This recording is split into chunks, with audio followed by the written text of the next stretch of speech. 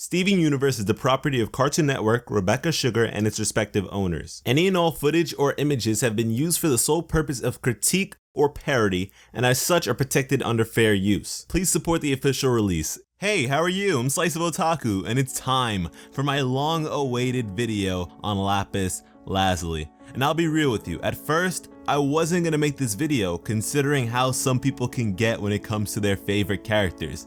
But a ton of you hit me up in the comment section telling me to do it! Just do it! So here we are, and be warned, this may become a bit of a rant, but it's whatever. Let's just jump into this. Okay, so on paper, Lapis is amazing. She is essentially the perfect character for me personally. I've always enjoyed the power of water manipulation in fiction. I mean, water itself demands importance. The presence of water in some capacity is necessary for all known life forms. Within fiction, water typically symbolizes life, freedom, and purity. So when this is taken and placed in relation with Lapis, being the stark contrast of this, you open up the possibility for something truly incredible. I absolutely adore broken characters. There's just so much to explore when it comes to them. It's this sort of mental decomposition that to me just begs for comprehension. By no means do you have to condone the actions of such characters, but for them to truly reach the audience and make a meaningful impact, we have to understand them. Their actions must correlate with their ideology and desires in order to make them actually believable, and Lapis fails at this.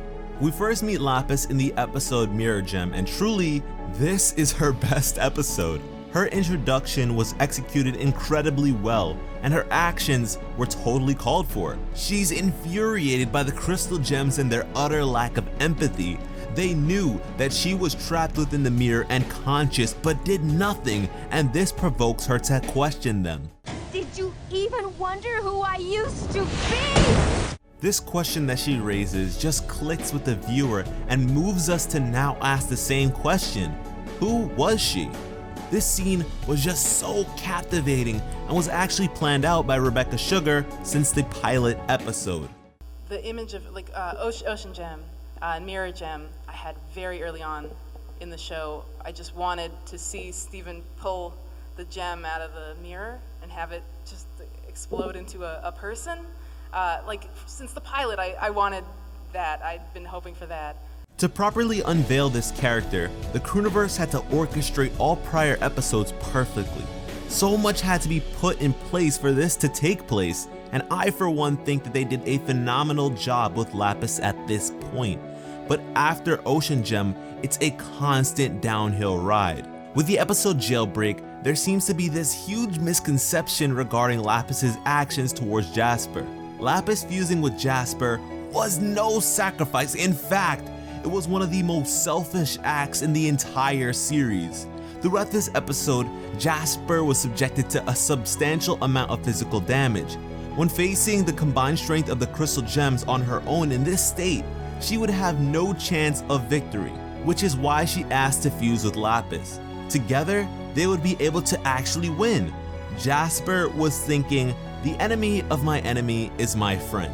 She was very clear about her intentions, which really is the equivalent of the crystal gems fusing to complete a task. Remember, Jasper asked for permission. Lapis is given a choice. If she wanted to, she could have easily incapacitated Jasper by her lonesome. But instead, she agrees to fuse and deceives Jasper.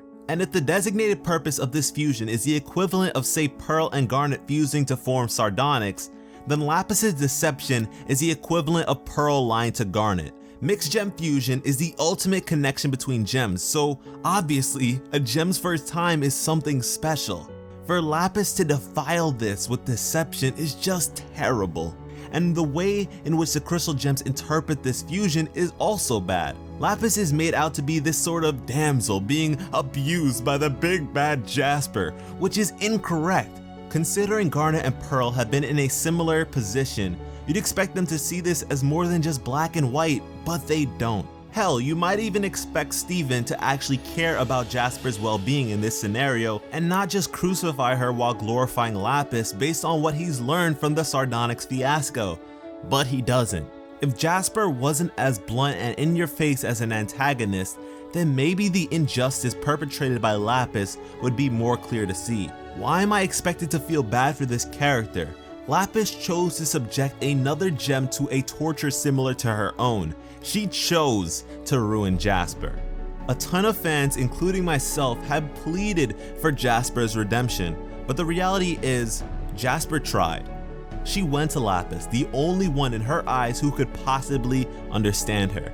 Sure, she still had an obsession with power, but I don't see a difference between this and Peridot's past behavior. Peridot was all about pushing homeworld standards onto others, but was given an opportunity to change. Jasper actually admitted that she had a problem and dropped to her knees. For such a prideful gem to do something like this is incredible. But now that Lapis feels better about herself, rather than attempting to help Jasper, she launches her off. Mind you, the events of this episode takes place after the events of Barnmates. Lapis has forgiven Peridot, but doesn't seem to do the same with Jasper, whom she abused. Like, what? And on that note, Barnmates is probably what made me just give up on Lapis as a character entirely. The entire episode follows Peridot's attempts to appease Lapis.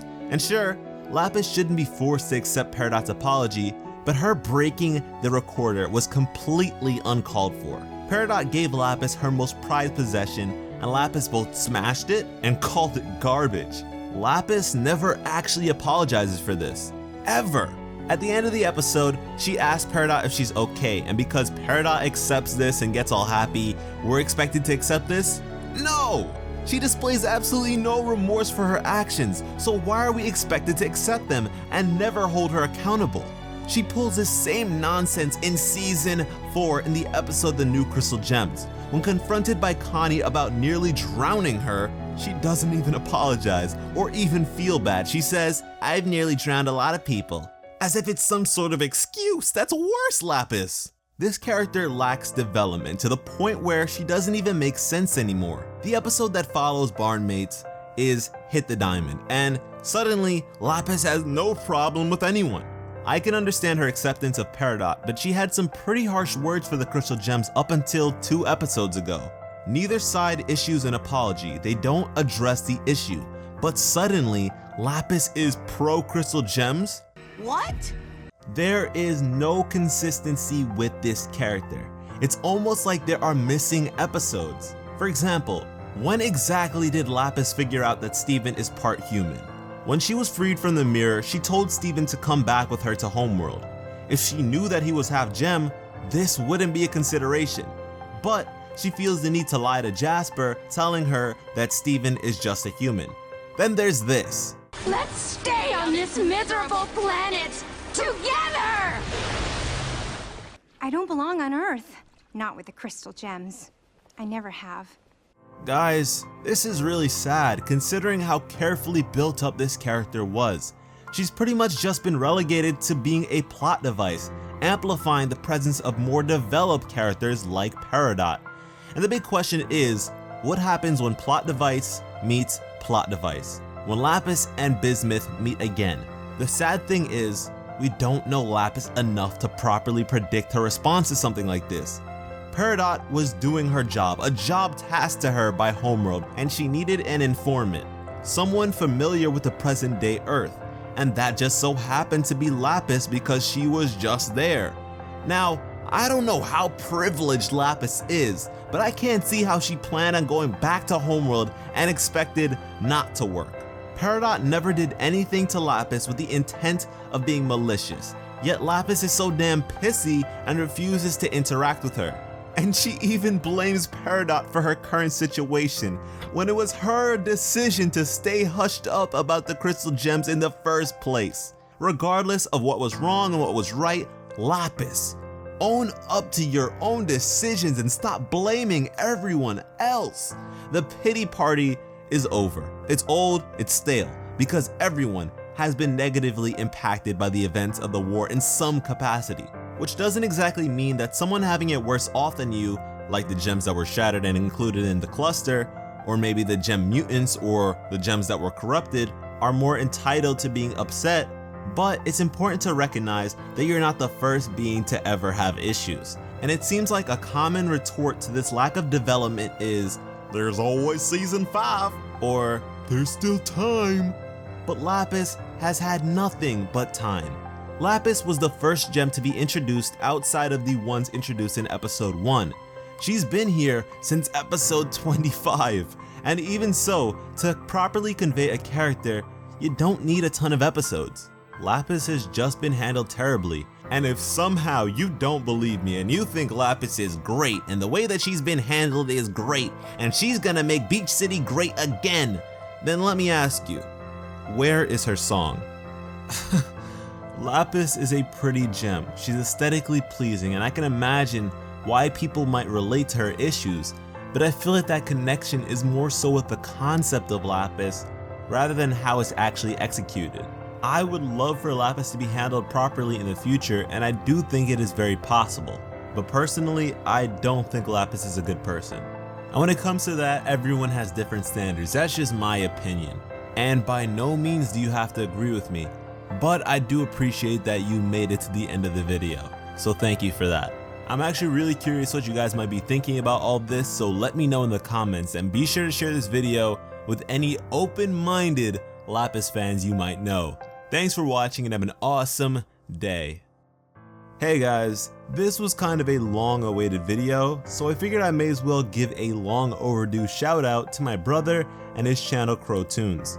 I call him my brother a lot, even though we're not actually blood related. But he is my best friend and has provided for this channel plenty of times, whether it be my icons, banner, or even my new avatar for Dragon Ball videos. And actually, he's the one who convinced me to include cartoons on my channel in the first place, so please show him that otaku love. He makes animation videos and just keeps getting better. He actually released a new one just the other day, so make sure you check it out. Anyways, thanks for lending me your ears. I love you.